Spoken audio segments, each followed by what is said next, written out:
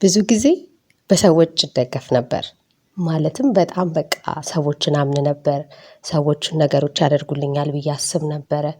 በቃ ከፈጣሪ በታች ሰዎች አሉ ብዬ ብዙ ጊዜ አስብ ነበር። ነገር ግን ልክ እንዳልሆንኩ ተገነዘብኩ።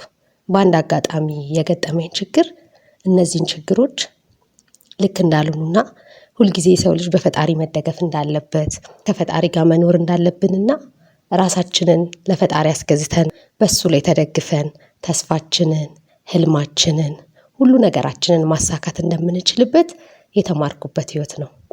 ዛሬ ያለሁበትን ሳስብ የተለየ ስሜት ይሰማኛል።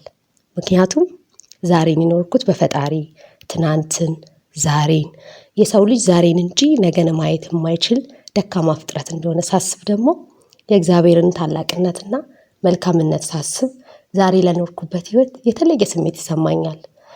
ፈጣሪን አመሰግናለሁ።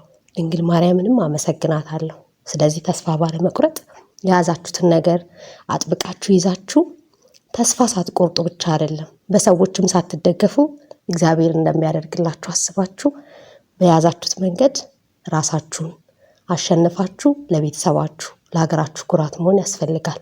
እኔ በተቻለኝ መጠን ትንሽ ፈቀቅ ብያለሁ። እናንተም ተስፋ ባለመቁረጥ የያዛችሁትን ነገር አጥብቃችሁ ያዙ። ሰላም ሁኑልኝ።